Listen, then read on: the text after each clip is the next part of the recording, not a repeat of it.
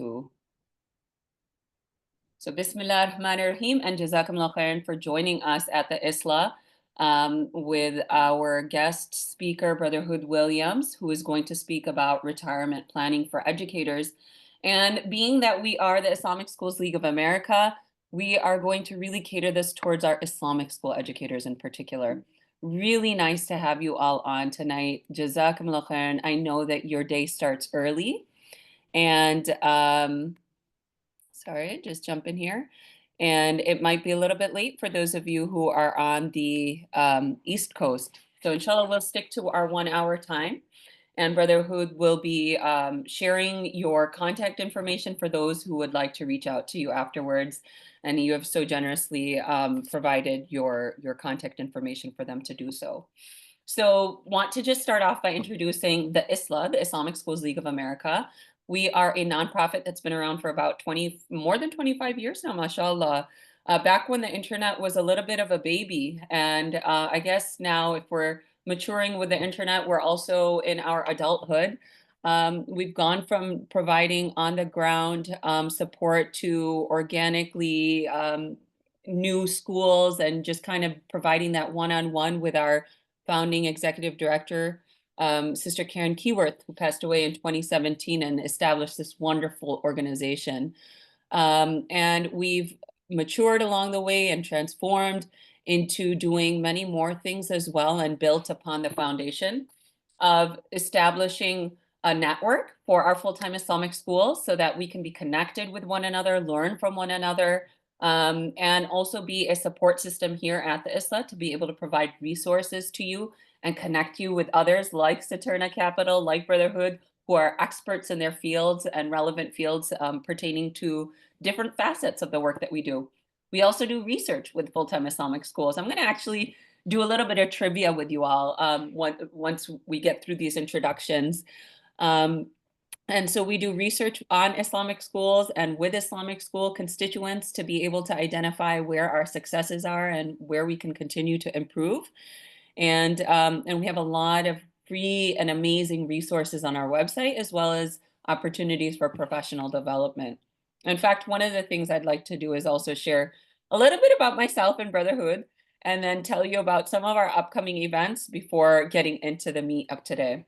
So I am the executive director. My name is Shahza Khan. It's a pleasure to be your host tonight. I have been leading the Islamic Schools League of America for the past 8 years now, mashallah. And before that, I've been involved with Islamic education for the past 20 years, subhanAllah, both as a weekend Islamic school educator, as summer camp, back in my hometown of Rochester, New York. I got my doctorate in education and really wanted to understand how to create spaces in public schools, but subhanAllah, afterwards found myself working on curriculum development and then in the space as executive director. So I've worn a lot of hats or hijabs, and I really genuinely love the work that I do. I told Brotherhood that I'm here as a learner as well, because finance and money is not my favorite topic, but I know that we all need to know more about it. Brotherhood is the right person for us to be speaking to and learning from. Mashallah, he's the regional manager for Saturna Capital here in the Texas area. Correct me if I'm wrong, Brotherhood, does it expand beyond Texas, some other areas around here? Yeah, definitely. I cover the South, but we are also like very flexible. So, sometimes I'll travel to the Northeast and other areas in the US, but we have four regional managers. So, MashaAllah. And he brings a wealth of experience with him, over 20 years of financial services experience working in a variety of fields, from financial systems implementation to Islamic compliant home finance. His education background includes an undergraduate degree in economics, with an MBA in finance, with a finance concentration, and he's currently working on a certificate in Islamic finance from the International Center for Education in Islamic Finance, located in Kuala Lumpur, Malaysia. Mr. Williams, mashallah, is married with 6 children and splits his time between family work and the community. His children are becoming hufaz, or maybe some of them have already completed it, Brotherhood. I mean, mashallah, he's doing a lot. We pray that Allah put barakah in your efforts and time, make your children the coolness of your eyes, and allow whatever you're teaching us today to be a sadqa jariyah for you and your family, who I'm sure sacrifices quite a bit for your travel and schedule. Before we get into that, I just want to again share a little bit about ISLA through the work that we're doing and the upcoming opportunities. One brotherhood speaking, not no disrespect to him, just in the beginning, I'm going to share some of the links for you to be able to sign up, just because I'm not good at multitasking right now as I'm speaking. We do offer professional development at the ISLA, and one of the things that we feel really strongly about our Islamic schools, and part of why we also invited Brotherhood to join us, is because we feel like we really, really need to resource our schools with Islamically grounded everything, Islamically grounded retirement options, right? That's what we're here today. Islamically grounded curriculum within an Islamic epistemic framework. And alhamdulillah, for that reason, we partnered or we've been working with the Institute for Islam and Medicine, who has led a 3-year research project backed by 800 or $900,000 John Templeton Foundation grant, where now we're providing professional development on this robust, amazing curriculum that has been developed around bioscience and Islam that is just absolutely transformational. I believe truly that all of our Islamic schools that teach high school should be teaching this. It's at a weird time, Thursday, January 30th, and Sunday, February 2nd at 9 p.m. Central, because we're trying to cater to an international audience, including Australia. And that will be 2 o'clock the next day for them. So I hope that y'all will join. I'll drop the link in the chat once I'm done talking.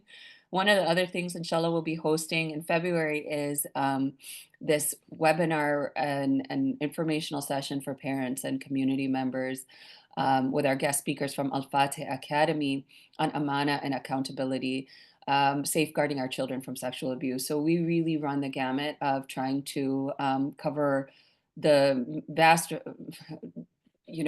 just diversity of different things that our Islamic schools need. And I pray that inshallah I'll be seeing you at more of these events. I'm going to stop there. We also have different things for researchers. Inshallah, we'll share out some of this. But let's get into let me start with a little bit of trivia. I told Brotherhood, Brotherhood, you got to tailor this towards our Islamic school educators, who he's very familiar with. And his wife herself is also an educational researcher and expert. Um, because our Islamic school educators in Islamic schools are making typically a little bit under the median of public and private schools. So I wanted to do a little trivia here.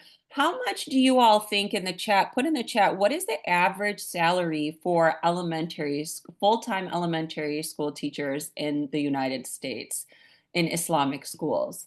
Anyone have any guesses here? Let's see. Brother Ali is saying that 40K. Sister Leia's guessing maybe 30K. I'm going to have to stop my screen share here while I get you the exact number.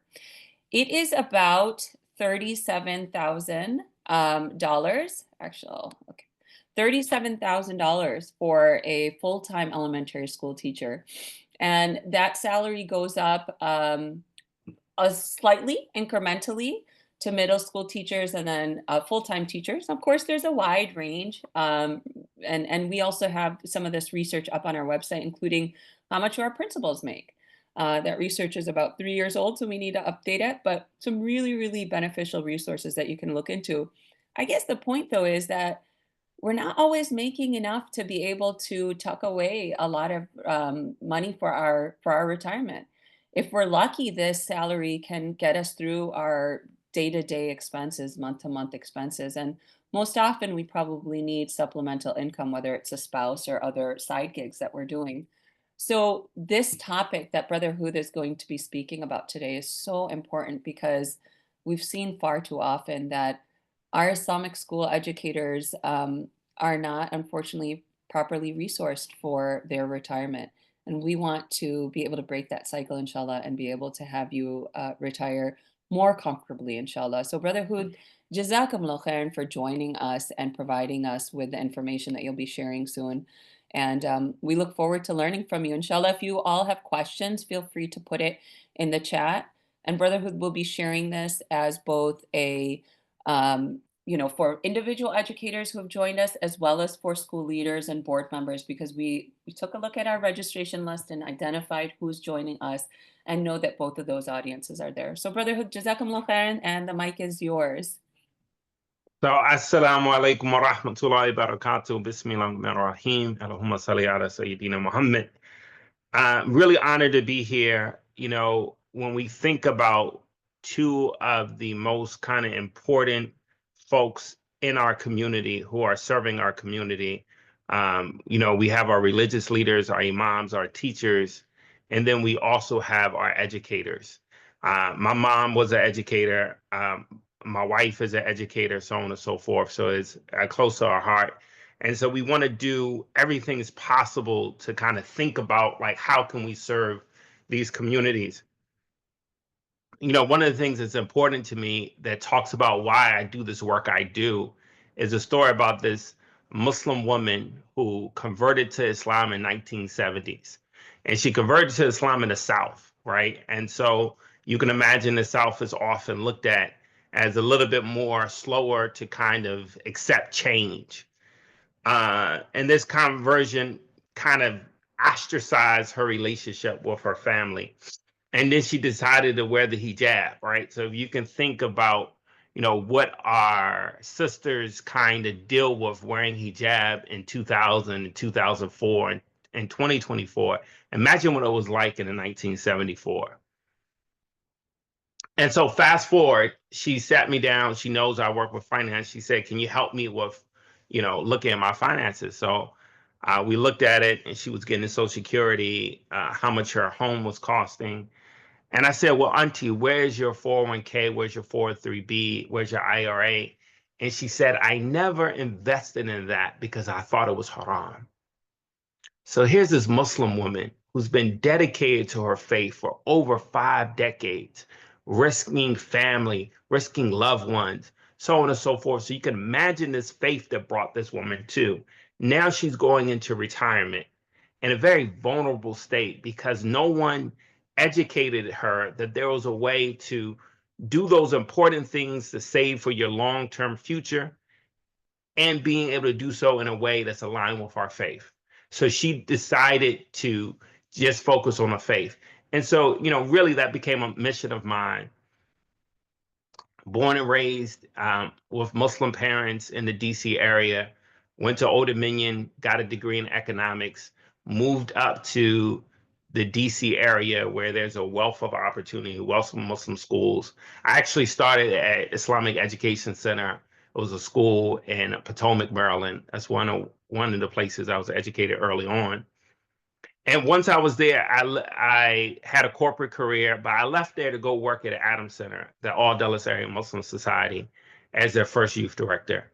And then, I really love this community work, but I also love business. So I was like, how can we bring, both this work in the community and the work in business together in a way that's really meaningful? From there, I actually worked for an Islamic financial institution locally, met my wife.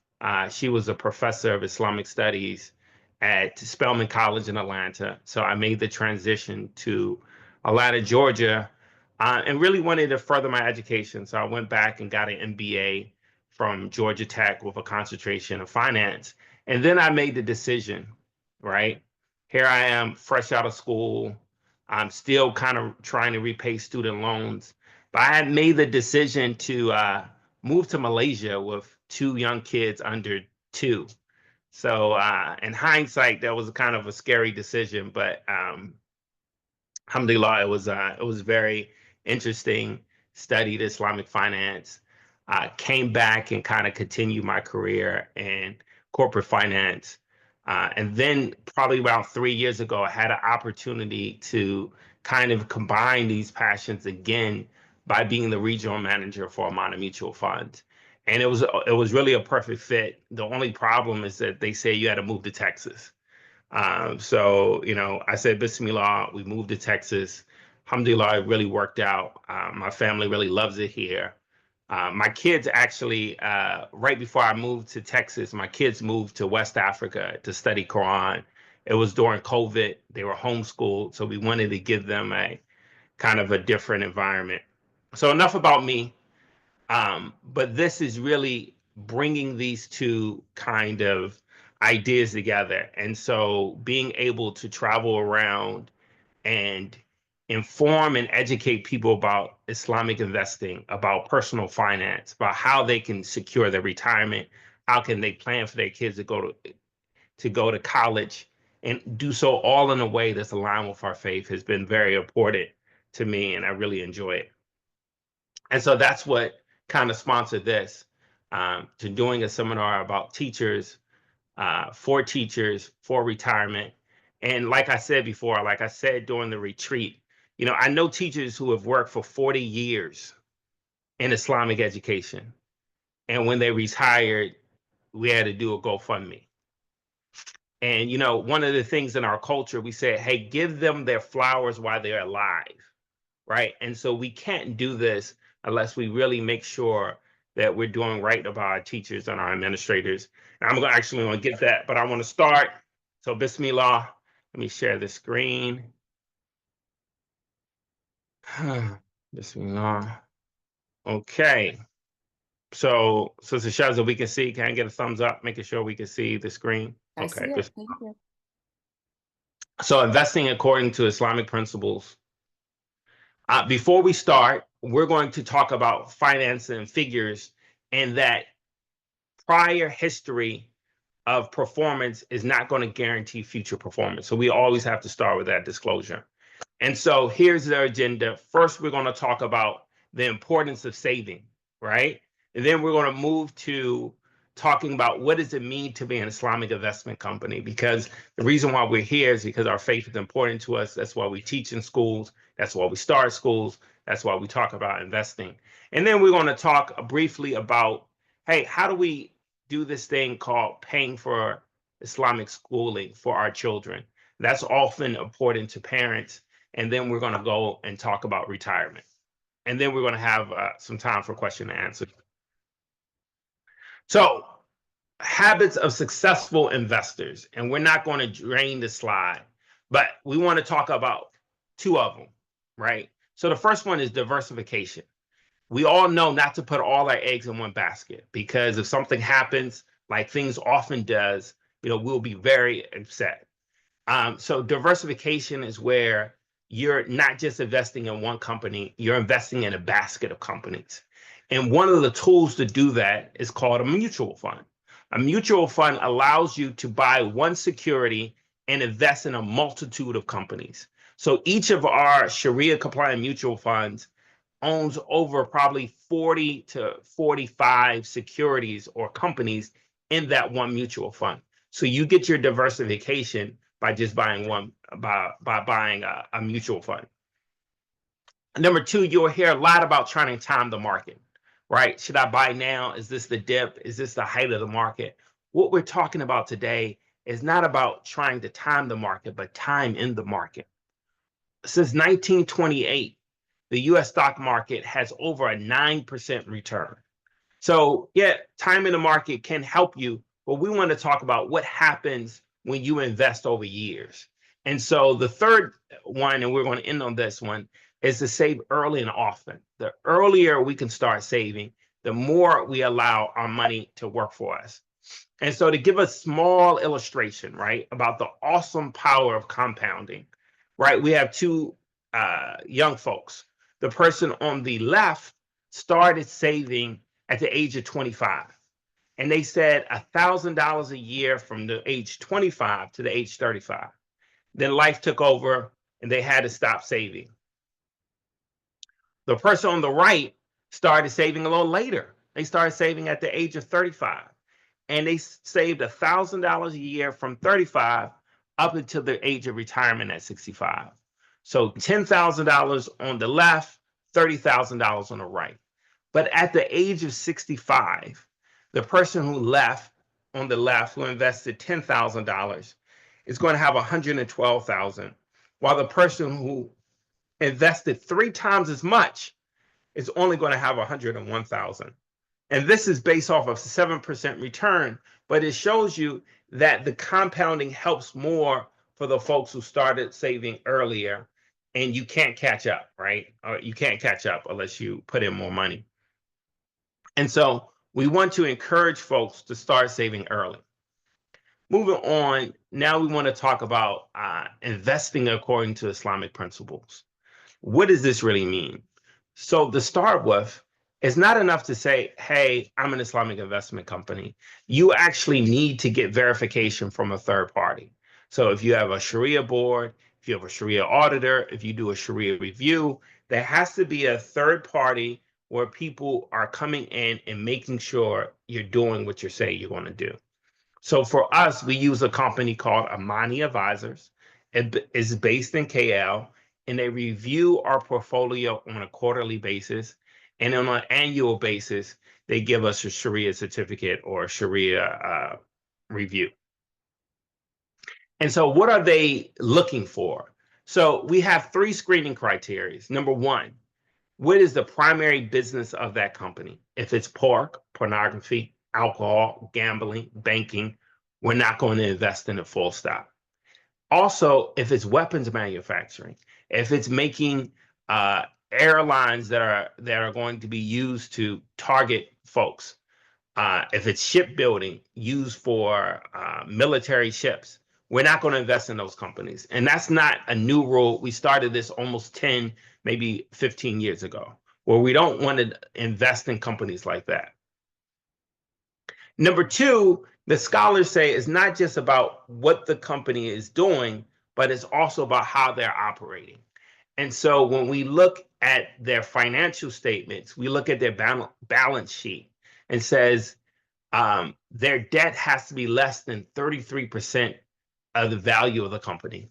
Number 2, what type of assets do they have on their balance sheet? So their accounts receivables has to be less than 45% of their total assets. And the last one is that we are investing in the US companies. So there's going to be impermissible revenue. The impermissible revenue has to be less than 5% of their total revenue. So for example, if you think of someone like Southwest flies people from here to there, that's not a problem, but they sell alcohol on their flights. And so we have to go in and do our due diligence to say, is their alcohol revenue more than 5% of their total revenue? So for Southwest, it's much less. We don't invest in Southwest, but that's just kind of gives you an idea of that. And the third one is one that people often not talk about. So when we think about our faith, there's a lot of attention to pay what you can't do. You can't drink alcohol, you can't smoke, so on and so forth. But there's also has to be, what should we be doing as Muslims? And so our third criteria is called environmental, sustainable, and governance. So what's the environmental impact of these companies? What is their track record in sustainability? And what is their governance standards as well? So for example, we don't invest in fossil fuel companies across the board, right? Across the board in our ESG funds. And so, because it's not just about what you're not doing, it's also about what should you be doing. And so those are the kind of criteria that we take across our 4 Sharia-compliant mutual funds. And we're going to see those funds a little later. So to start with, investing for college. We all know that how important education is. We're talking to teachers. The average college student in 2019 graduates with $30,000 of debt. Can you just even imagine that for an educator? Just imagine someone graduating, wanting to teach at Muslim schools, where you just told us that the average payment was $37,000, and then they're going to carry just as much debt to that. And so, that's what can we do about this as parents, as Muslim parents? One thing in this one, we show if you substitute your fancy cup of coffee, for me, it's a chai tea latte, right? It's a dirty chai, which is just a little shot of espresso. That's it. That's for me. If you substitute that with investing for your child's college education, so that's $5 a day, $25 a week, $100 a month, and let's just say $1,000 a year. So if we do that If I do that for my son, Yahya, when he was 3, he's going to have $3,200. Okay, mashallah. And this is the based on of a 7% rate of return. But let's fast forward until his age of 18, where we've been doing $1,000 a year, $18,000 total. That will be worth over $34,000, right? That can go directly to kind of offset this $30,000 of debt that folks are graduating with. And so the question is, okay, that's great, Hood. It sounds great. I don't have to drink coffee. I'll drink coffee at home. I got my Keurig. Like, how do we invest that money? So one of the first alternatives is called an educational savings account. The great thing about this is you can put $2,000 per year per child every year. You can put in money up to the age of 18, and then they have up until the age of 30 to use it. If they don't use it by the age of 30, they can transfer it to another sibling or family member. One of the downsides about the ESA is that if you make more than $220,000, then it limits how much money you can put in the ESA. So those are high wage earners. If you're a high wage earner, it limits how much money you can put in. But the ESA is a tax advantage account. So you don't get a tax deduction when you put it in, but it will grow tax free. And then when you use it on anything education related, that can be primary, a secondary school, it can be college education. You can use books for your children and education, a laptop, anything education related, and you take the money out to use it, you won't have to pay any tax on the money you take out. So it has kind of two tax advantages. It grows tax free, and when you take it out, you don't have to pay taxes on it. So the question is, okay, well, Hud, alhamdulillah, I'm a high wage earner. I'm in $220,000 and up. How do I kind of save for my children's education? So the alternative is called a UGMA, also known as the UTMA. So in this account, you can put in $18,000 per year per child per person. So a mother could put in 18, a father could put in 18, their grandparents could put in 18. So theoretically, you're able to put a lot more money into this account. These contributions become the property of the child, and they can be used for anything. They can be used for education. They can be used for a wedding, for a trip around the world, for Hajj, so on and so forth. The other thing about the UGMA is while it's a taxable account, that means that you're taxed on wise grows. The first $1,250 of taxable income is tax-free. The second $1,250 of income is taxed on the child's tax rate. And then above $2,500, you're actually taxed on the parent's tax rate. And one of the features of the UGMA is that this account, the money in this account, becomes the property of the child. And so if then you also want to save for your child's education, you, on behalf of your child, can move $2,000 a year into an ESA. Because unless your child has a very good YouTube channel, they probably don't make $240,000. So it's called a backdoor ESA, where you can open a UGMA and then you can move $2,000 from the UGMA into an ESA. So that's one of the things that we help parents with. Lastly, there's what's called a 529. These are very familiar. They're state-sponsored education plans. And thus far, they're great plans. The downside is that there's not Islamic investment options in these plans. So there's no Islamic investment options in 529s. We've been kind of working with 529. So if you or your family or friends have 529s, give them a call. Say, hey, we would love some Islamic investment options. Talk about amount of mutual funds. We're really trying to bridge that gap and that will help a lot. Okay, so now we're moving on to retirement, right? This is a retirement journey. And oftentimes we get this idea saying, hey, I have an extra $200 a month to kind of save and invest. Should I put it towards my children's education, or should I put it towards my own retirement, right? Um, there's a few ways to pay for education. Kids can go to community college, they can work their way through, they can hopefully apply for scholarships. There's no scholarship for retirement. Employment during retirement hopefully is optional, right? So retirement, I tell folks in this way, retirement is like paradise, because you can't just show up to paradise and be like, let me in.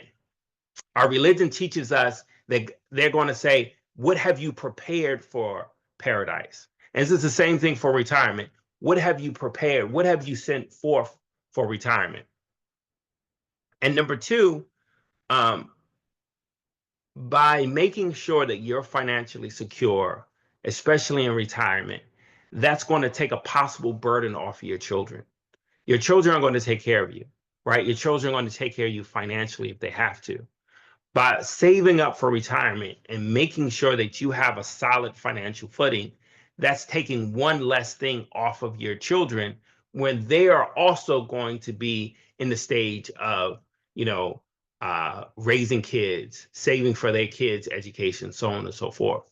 So really, by doing the right thing for retirement is also going to help your kids.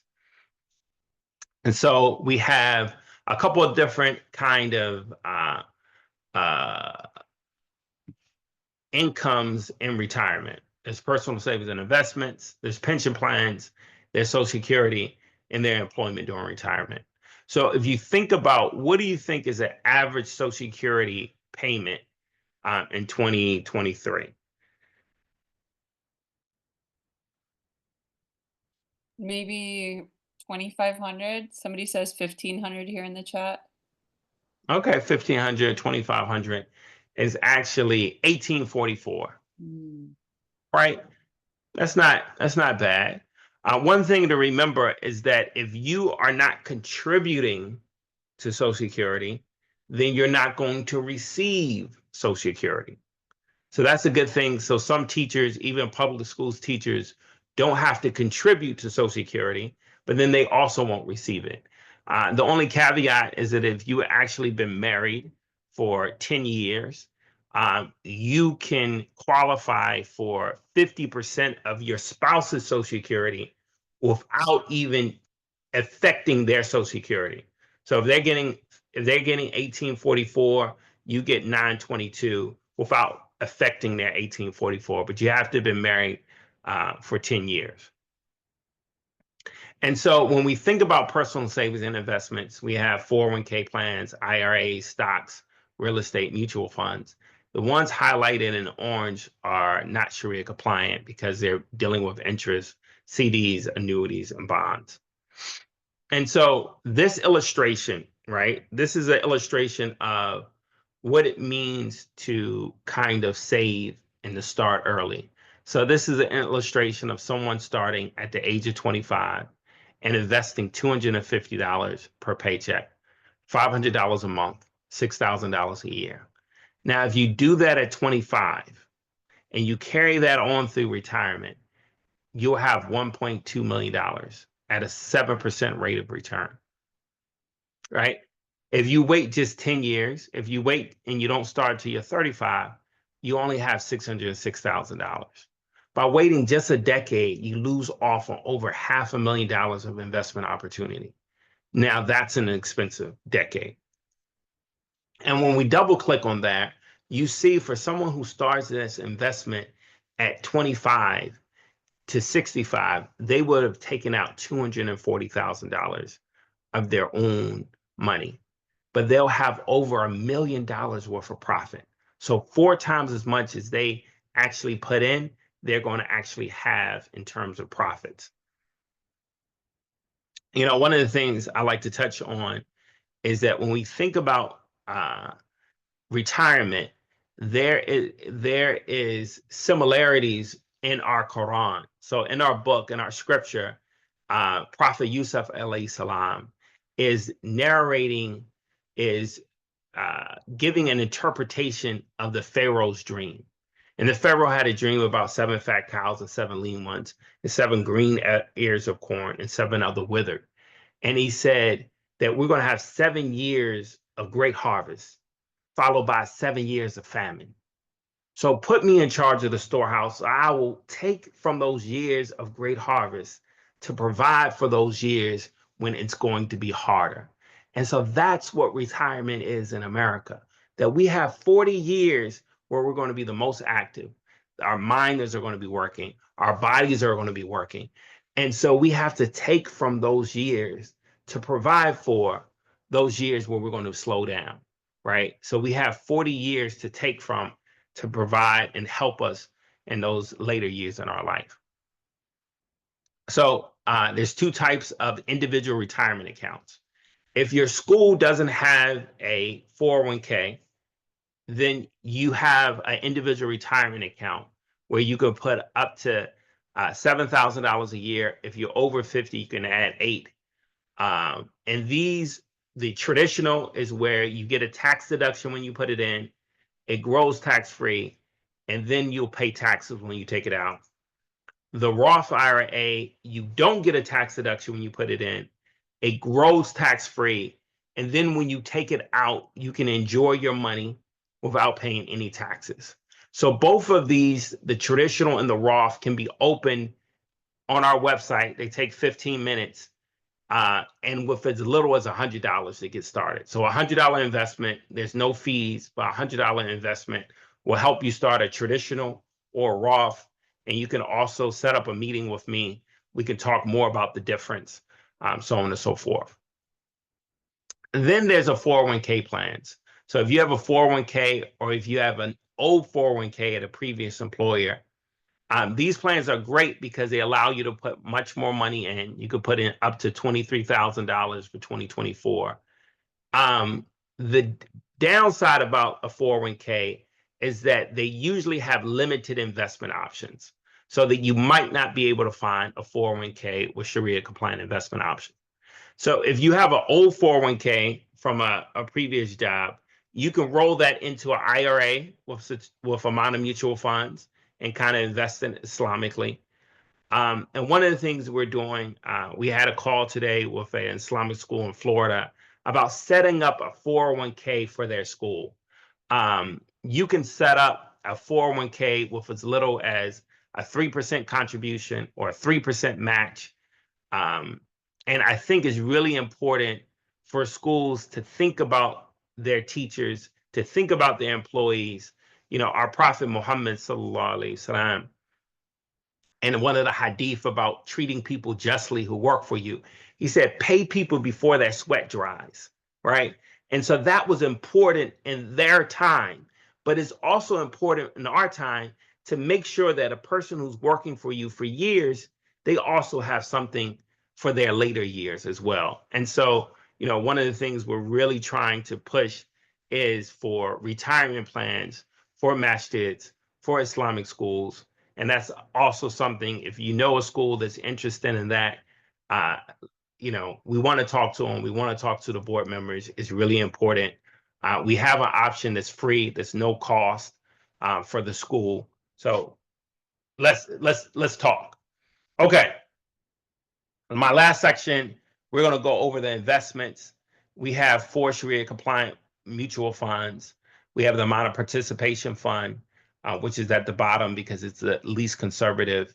I mean, it's the most conservative. And then the amount of income fund started in 1986. In 1994, we have the amount of growth fund. And in 2009, the amount of developing world. And so when we look at how those funds perform, you always have to have a benchmark. So for the amount of income and the amount of growth, we benchmark it against the S&P 500, which is the largest 500 companies, and how they are performing. And so you can see in this slide, a $10,000 investment in 2014 in the amount of income fund in 2024 will be equal to $27,000, right? That's pretty good. That investment in the S&P 500 in 2014 will be worth $35,000 in 2024. And a $10,000 investment in the Amana Growth Fund in September 2014 will be worth $41,877 in 2024. So you can see that our growth fund, the average annual return over the last decade was 15.7. The S&P 500 over that time period was 13.4. So we outperformed the S&P by over 2 percentage points. The amount of income fund, the average return was 10.8. It was less than the S&P, but a 10% is a solid return. The amount of developing world was around 3.5, a little less than the emerging market index, which was 4%. And the amount of participation fund, which is supposed to be conservative, the average return over the last 5 years was 1.8. The FTSE's Sukuk index was around 2.5. And so when you open, whether it's a 401k, whether it's an individual retirement account, whether it's an educational savings account, or if you just open a regular investment with us, to open any of those accounts, the minimum to start is $100. And you can pick any of these 4 Sharia-compliant mutual funds. I know I wanted to leave ample time for Q&A, and so I kind of, quickly went past some of the material. But, I think Sister Shaza has my contact information. Whether it's a school, a teacher, or a parent, we love to kind of work with folks to make sure that they're taking care of and they're securing their retirement. And the last thing I'll say before I kind of open up for question and answers, and this is another quiz. Did you know that the month of October is the month dedicated to Islamic financial literacy? So October is Islamic Financial Literacy Month. And one of the things that, our organization, Amana Mutual Fund, wants to do is that we want to open up to doing presentations for masjids, for schools, for PTAs, for, classes for Islamic schools, because, it takes folks to learn about personal finance and Islamic finance 3 to 5 times before they actually can kind of put it to use. They need to learn and hear what a Roth IRA is 3 or 4 times before they're going to understand it. And so if you don't ever hear about it and first until you're 40, you might not start investing until you're 45. So we want our youth, we want our children to hear about investing, about a return, about a Roth IRA when they're 13, when they're 15, when they're 17. So when they get to be 21, when they get to be 25, and they're starting working and they're starting to produce an income, they know what to do with it. So October 2025, Islamic Financial Literacy Month. Please reach out to me. We love to kind of partner with schools and Islamic institutions. Oh, that's wonderful, Brotherhood. I'll reach out to you, inshallah, and try and coordinate something on behalf of the Islamic Schools League of America for our member schools, inshallah. I think that that's wonderful. I mean, as I'm sitting here listening to you, I'm like, oh, I need my sons to listen, who are high schoolers, so that they can really understand the power of investing. Brothers and sisters who've joined us, please do put your questions in the chat or raise your hand if you would like it answered. We only have a little bit of time. We did have a question in the chat about how is the educational savings account different from the 529 savings plan. You touched briefly on, that the 529 doesn't have Islamic investment options, but I imagine that there's a little bit more that's different as well. So the 529s are newer than an ESA. So 529s are being offered now, and it's almost like a better account than the ESA. The ESA is a little older. However, the 529s are not giving people the options to invest along with their values. So that's why we're currently still offering the ESA. When we can encourage one state out of any of the 50 states to offer Sharia-compliant investments. We probably won't even offer an ESA, but we're working Mm, with a couple of states now. And when you open a 529, I live in Texas, but I can open one in any of the 50 states. mhm, mhm. So if we can just get one state to open it up, I think it's going to really be the floodgates.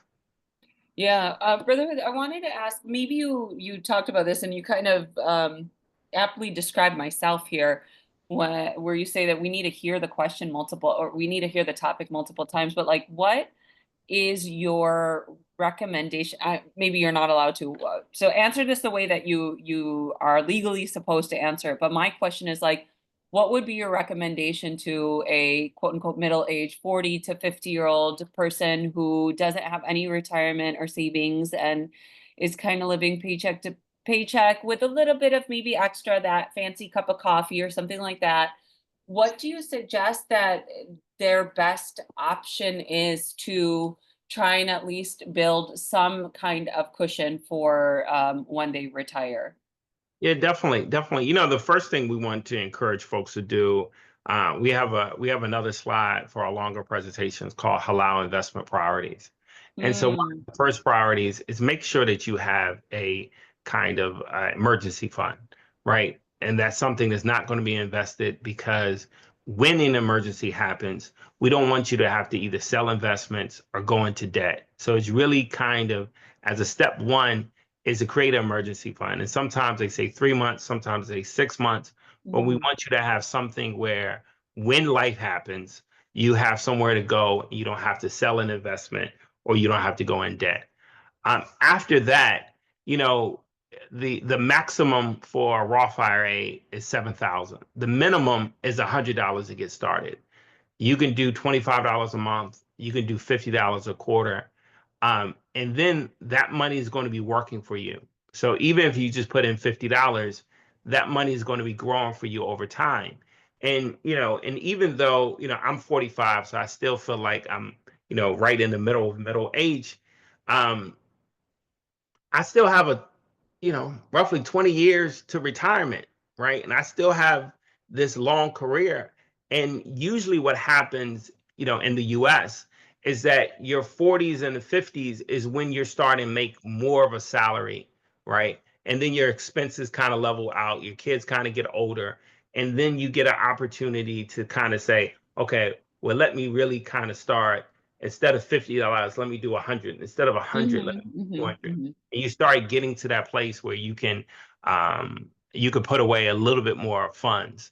And mhm, and it's step by step, right? And we mhm, don't want to we don't want good to be the enemy of perfect, right? If I mhm, when you didn't start when we ask people when's the best time to invest, right? And people mhm. are saying the real answer is 15 years ago, right? But Yeah. I mean, that's what I'm feeling right now looking at this. yeah, I'm like, darn. And I just kind of want to slouch in my bed and be like, forget it. I missed the mark. I'm not going to yeah. be a millionaire by the time I retire. But the second best time is right Yeah. now, right? So Yeah. the first Yeah. best time is 15 years ago. And if we could Mhm. go back 15 years ago, then we probably will all be owning Tesla right now. So We don't want to. No, oh, sorry. Okay. We're not not going Tesla. there. Okay. We're not going there, Brotherhood. We're not going there. Okay. We have a really great question here. Like, what happens to these funds? I guess, Elizabeth, any of these funds, right? When you die, does the money become inheritance in a will? So a very good question. So for individual retirement account or 401k, one of the great features is that your money automatically gets passed to your descendants upon you passing. So when you open an IRA or 401k, you have to put on your beneficiaries. In some states, Mm, that beneficiary has to be your spouse. If not your spouse, they actually have to sign something that says you can have your children or other folks on that. And so once you pass away, it automatically goes there. No probate, no will, so on and so forth. For an mhm, investment account, the money is that you can add a termination on death designation to your investment account. So you get that same benefit of automatic transfer of it. If not, then your investment account is going to be part of your estate where you have to go through the probate process with the state that you live in. And boy, that whole topic of a will and an Islamic will is also a whole other topic. MashaAllah, we do have many lawyers who help to create Islamic wills. Definitely, definitely recommend looking into that if you don't already have one. So subhanallah, not to feel overwhelmed right now, you guys. Talking about some really heavy things here. Brother, who you have been so kind as to put this contact information up here. You've also mentioned that like we can reach out to you and talk to you when we take a picture of this QR code right here in the middle, or grab your email address. I'll actually type it up here in the chat so you can grab it. You said that people can even reach out and schedule meetings with you so that they can start to get some more customized advice for their specific situation. Is that correct? Yeah, definitely, definitely. You know, people are like, "Oh, I don't want to disturb you." It's like, no, like when a student asks a question, he's not disturbing. He's Yeah. making sure the teacher. When people ask me about investing or finance, you know, I'm just doing my job, and I enjoy it. Mashallah. Brother, you mentioned one other thing that I wanted to ask about. You said that 401ks don't have a lot of Islamically compliant options, I thought you said, but I got that confused me because I know Saturna offers 401ks and everything you're doing is Islamically compliant. So did you mean other 401ks? Can you just clarify what you meant by I that? mean, so the average 401k, if you worked in the state of Texas school system or the state of Georgia and they have a 401k, or if you worked at AT&T, so most 401ks give you a limited investment menu and you have to choose something on that menu. And Mm, so it's similar to the 529. And so one of the things that we do, and one of the reasons that people open a 401k with us is because of the right. Sharia compliant funds that we have. You know, a question I think they asked twice on the difference between a 401k and a 403b. The 401ks and 403bs are, for the most part, very similar. 403bs are usually kind of more often seen with, nonprofit institutions or academic institutions. But the 401k, they both have the same contribution limit, $23,000. They have similar rules. You can roll over from a 401k or 403b into an IRA. And so the account that we offer is a 401k. We don't offer a 403b, but all of the advantages or all of the kind of functions that you get from a 403b, you can get from a 401k. And with us, you get Sharia compliant investment options. That's why a lot of Islamic schools, are doing the 401k with us.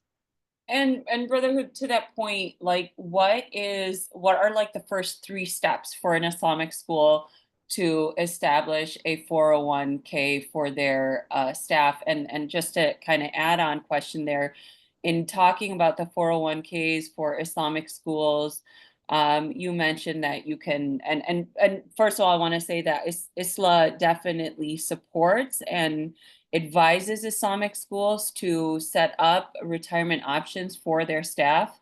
As Brotherhood has also made the case, our data shows that very few of our Islamic schools are offering any kind of retirement options and benefits for their staff. And we understand that there's a lot of constraints, but at least have it part of your strategic plan and vision, have it Exactly. part of your intentions. And that's part of the second part of my question, Brotherhood, was you mentioned like some Islamic schools might match up to 3%, for example. Is there an option to just establish the 401k for your employees and then not even do any matching, but like they've gone ahead and made that an option so that the employees can then deduct a certain portion to go directly to the 401k each month? Yeah, So two definitely, questions definitely. there. So great, great. I think that the step one is to give me a call and we can talk through the different retirement plan options because a 401k might not be right for everyone. We also have called a simple IRA plan that's zero admin charge. So Mhm. if budgets are tight, can be a way to do that. Um, and then the second one is to think about, if you think about your total payroll, do you want to contribute 2%? Do you want to contribute 3% in terms of an option for retirement? Um, it's a and it's also like a strategic advantage because as we get places where not only are parents having options of what Islamic schools to attend them, that teachers are having options of what Islamic schools to teach at. And so Absolutely. if there's one school that says, hey, not only are we going to pay you a wage, we're also going to make sure that when you leave here, you're going to have something you can take with you. Mhm. um, and it's going to be something that's going to make your school kind of stands out. And so, the consultation is first, is no commitment, is no cost. We'll talk about our different options. We'll talk about the options that you have in terms of, do you want to commit 3%? Do you want to have a shorter or longer vesting schedule? And then we do an enrollment meeting. So after we sign it up, we come there and I usually try to spend 2 or 3, 4 hours at the school, not just educating folks, but then helping you sign up. Because the last thing Mhm. I want are for schools to do this for their employees, and then their employees are not even taking advantage of it. So it's really Mhm. kind of an education thing that we have to. And so the match percentage is that the school can just say, hey, if people put in 2% of their salary, we're going to match that. We're going to put in 2% of their salary. So that's the match percentage system now. Mhm. Well, Jazakumullah khairan. We are at time, Brotherhood, and I really appreciate everybody here who's joined us live and those who'll be watching, and encourage you all to reach out to Brotherhood. I'm going to actually probably reach out myself because I'm in the same boat as many of you, and just I think sometimes we get really comfortable in our day-to-day lives, or comfortable or just overwhelmed. And these are some of the things that I feel like our dean really teaches us to tie our camel. We know that the risk that's destined for us, nothing can happen that it would miss us. And that it's been preordained and pre-written, and yet we are also encouraged and told to do our part and do our work. So I want to just thank Brotherhood so much for his time, for his deep knowledge, and for the work that you and Saturna Capital do, also for sponsoring and supporting ISLA and so many other Islamic schools and other nonprofits around here. You guys give back to our community, and it just goes to show that being Islamically compliant, Sharia compliant, isn't a loss for any of us. In fact, there is barakah in it, inshallah. So I want to ask for forgiveness for any of the shortcomings and oversights that I might have had in hosting this, and ask you all for your forgiveness as well. And gratitude to you all for joining on this late evening when your days start so early.